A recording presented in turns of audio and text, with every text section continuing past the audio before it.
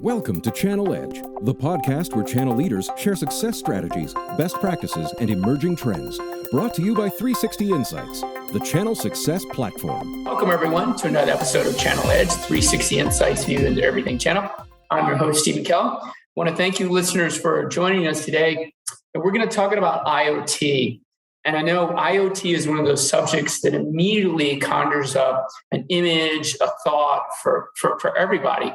And it's happened now for several years, this conversation around IoT. And I think it's almost gotten to the point where people almost take it for granted or think of it as really easy because we see all these commercials about, track your heavy equipment and do maintenance on big tractors. This is easy, right? All the way down to your refrigerator is now installed and you're in the grocery store and you don't know whether you're out of milk or not. Just hook up to your home network, check out your camera on your refrigerator, and life is really, really easy. The challenge is, I don't think it's that easy from a lot of perspectives. Starting with how the carrier sets everything up, how the manufacturer gets plugged in, and I think really even down to how does the consumer or the end user really take advantage of it. So how does this really work, and what are those challenges, and how can we make it work better? I'm not an expert on that, but we are joined by an expert today on that. So Ray Underwood from Zipit Wireless has graciously joined us to talk a little bit about what his company does and how they help make those expectations in IoT a reality. So welcome, Ray. Thank you, Stephen. I'm happy to be here. Yeah, look, this is a really interesting opportunity because when I hear IoT, I'm in the marketing world. So I think of all the great stuff. I think of all the benefits and where this all can go. But then when you talk of reality and you really dig down into it, are the consumers taking advantage of it? Or the B2B and the business side, are they really taking advantage of the IoT? And I believe that's really the impetus for how your company was created and its real value proposition. So maybe you could start with telling us a little bit about that value proposition, a little bit about Zipit Wireless, and a little bit about your background. Yeah, well, I'm actually going to jump in and start with my background because I think it's relevant to how we got here and how I got to be in this position at Zipit. So I worked at Verizon for 18 years. And during that time, I led multiple teams in vertical industries like manufacturing, transportation, retail, smart cities, things along those lines. I also led a global strategy team responsible for developing IoT partnerships that would allow IoT devices to traverse multiple networks between Verizon and other carriers. What I learned about IoT during that time is that there are massive gaps that exist between somebody like a developer or a hardware maker and the carriers. When I worked for Verizon and I would be in meetings, sales team meetings, with some of the bigger companies, enterprise companies, I could wax hypothetical with some of the best minds in the business. However, the thing I was always afraid of the most is that they would say yes. I know that sounds weird to hear from a salesperson, but the reason why that would create some anxiety for me is because I knew the gap that existed between those companies that have domain expertise in something like hardware manufacturing and the domain expertise that exists with the carriers who are really focused at driving connectivity. And they're fantastic at that. But there is a massive gap that needs to be bridged. And that's where Zipit Wireless comes in. We offer a platform that really makes it a white labeled, makes it a white glove experience for the developer to allow their customers to really get to what they want, connect their devices, and improve the speed to market and speed to revenue. So maybe you can tell me a little bit about, or maybe you can tell our audience a little bit about what they should expect as we go through this today. What is their takeaway? Is it how that solves that problem? What's the real takeaway for our listeners today? All right. So there's 4 key takeaways that I can think of that I think are really relevant to the audience. For customers who are looking to want to offer subscription billing for their cellular connected IoT and do it under their brand, that's where Zipit comes in. I would say also, if you don't have a contractual relationship with the wireless carriers, or you don't even have the resources or desire to manage another wireless category, we can help. Also, look, if you don't have the technical expertise or the bandwidth to integrate with things like ThingSpace or some of the other carrier platforms for IoT, we've already done the work to make that easy.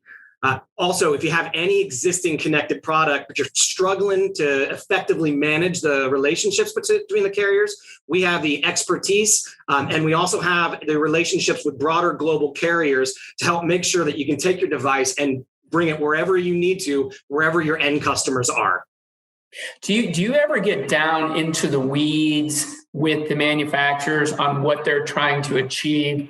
Say for instance, here's an interesting challenge, and I don't even know if this is even you guys' wheelhouse, but you're sort of in the middle of making this effective from my perspective. Sure. So someone in Southern California sells a $200,000 kitchen, and IoT is a big part of it. That actual salesperson in Southern California who's trying to understand the benefits, right? Trying to figure out how to package why someone would care about a refrigerator that has a camera in it.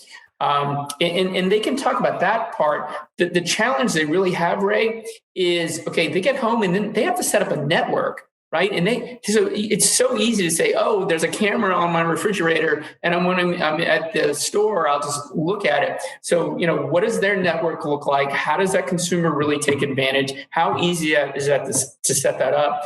And how does the carrier or the manufacturer understand how to pull those connectivity pieces together to help their salesperson articulate a real message, right? Not fluff, like, hey, that's great, you can do this, but are people actually doing it? Sorry, that's a really long way of saying, how do we make this stuff actually work? Yeah, no, I get it. Look, IoT is complicated. There are many layers to any IoT solution. But at the end of the day, the solution needs to provide a business benefit, whether it's more revenue, more profit, cost savings, or resource savings. So if the solution requires cellular connectivity, Zipit's platform can help make those businesses' objectives a reality by taking what can be a super time-consuming and technically challenging process, which is typically working with a cellular carrier, and making it simple and quick and cost-effective. Look, and if the solution requires subscription billing, I truly believe that no one else can make the process faster or easier than Zipit. These capabilities can benefit an OEM, dealers, or sales reps that have their business model. To talk to your question a little bit further, to make it even more complicated, when you start talking about multiple pieces of hardware in, say, that $200,000 kitchen, each one of those is going to be connected with potentially different hardware. That's where we come in, whether it's a backup router, whether it's some kind of tracking device, whether it's a refrigerator. All of those devices can simply be added to our platform and connected or disconnected with the carriers. And that makes it so that the customer can simply come home, type in a code that it was packaged with their appliance, come to our website, type in that code, and simply pick a plan and activate it. And you could get multiple devices all communicating with each other very simply. I think that's the biggest challenge, right? Is one, it does get complicated, and the expectation at the consumer level, this is like really what's happening in the world from a consumerization of software. They're not going to use it if it's not easy. So this is where I think IoT is really fascinating, right? We really study the long-term ROI, or maybe it's even the short-term ROI of this right now. How do you measure the effectiveness? And I think there's a big question for the manufacturers.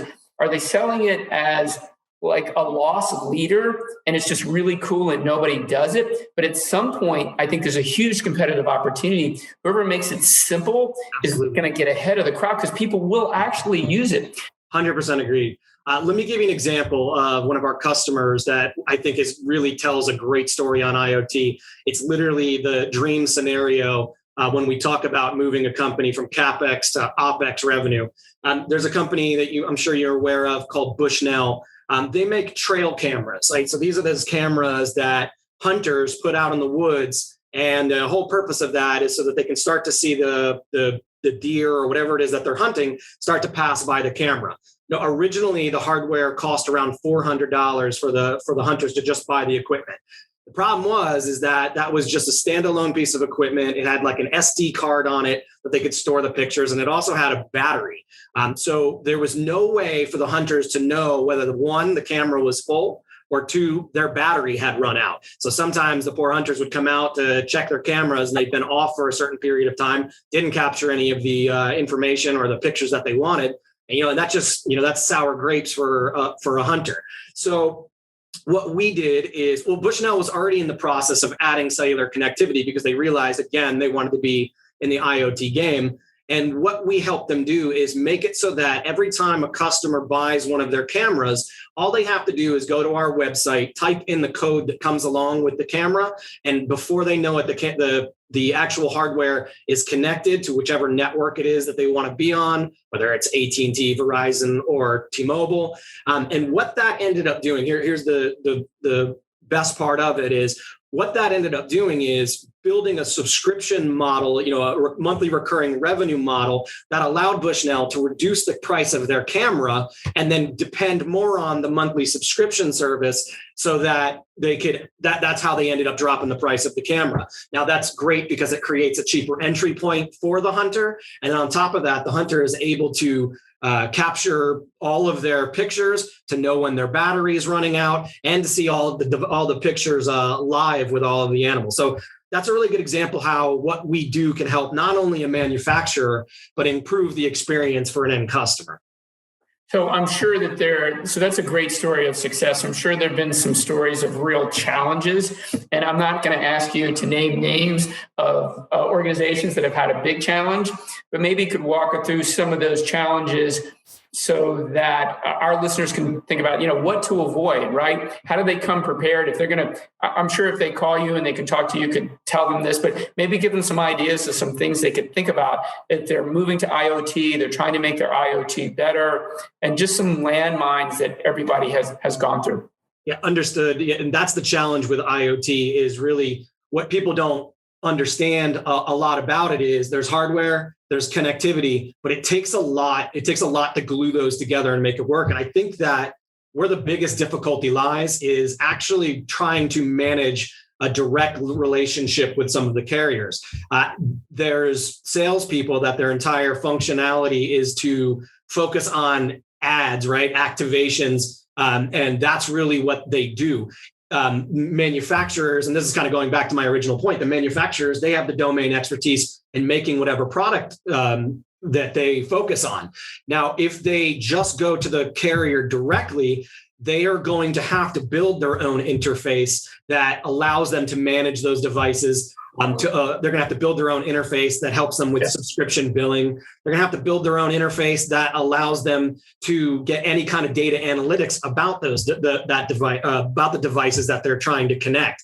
That's really why we exist. That's what we have done, is to try and take out that difficulty, take out that complexity of working directly from a hardware manufacturer to the carriers. And that's really where I think a lot of companies trip up, because they design their hardware, they add their cellular connectivity, then they go to the carriers and say, can you help us activate that? And of course, the carriers are saying, absolutely, we'll get you that connectivity. And that's it, right? So there is a major gap that needs to be bridged between them. And that's where Zipit comes in. But everything is around what you guys are doing with the carriers. I'm thinking of wireless. And I think that makes so much sense. The camera that you were talking about makes a ton of sense. Do you guys step in like consumer home goods, a place where people are relying on the internet versus, say, 5G? I mean, to be completely honest with you, we really focus on cellular connectivity. That's our wheelhouse. Our relationships are all with the global carriers.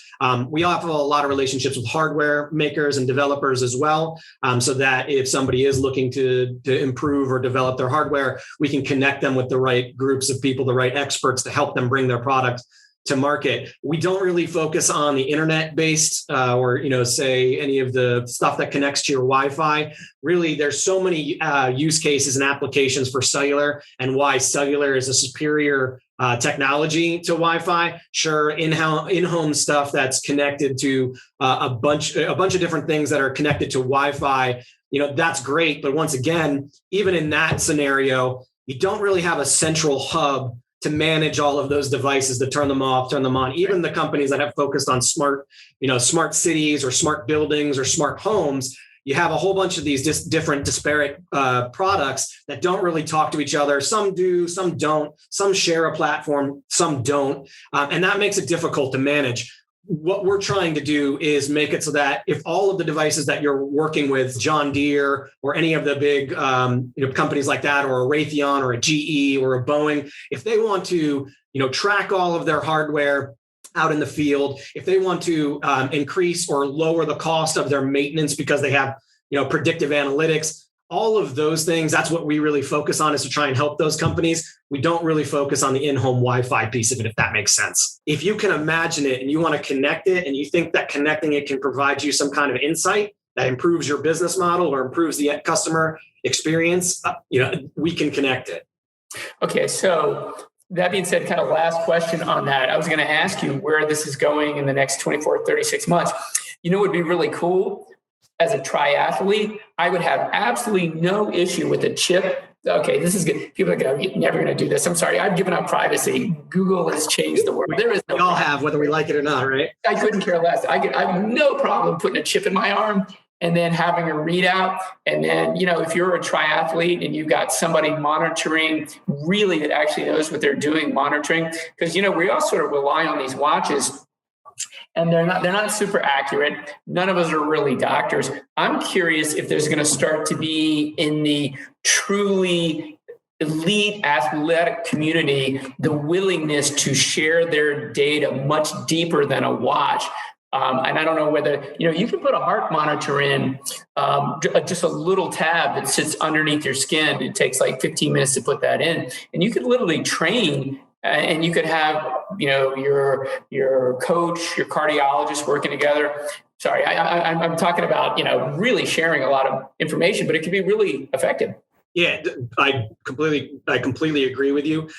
You look at things like Neuralink, right? That's out there, and we're talking about implanting chips in brains that can bridge the connection for somebody who's paraplegic or quadriplegic. That eventually will allow the connectivity will allow it to bypass wherever the damaged area of the spine is. It can start to get it to the point where people are going to be able to walk again. All of that stuff, has to be connected. The chips are getting smaller. The bandwidth requirements, depending on the solution, can either be super small like Cat-M or narrowband IoT, or they can be massive needs of data like what's coming out with some of the 5G that, 5G is just the next frontier. It's not a replacement of the existing connectivity. It's really more of the next layer, providing the super ultra low bandwidth, ultra low latency and extremely high bandwidth applications.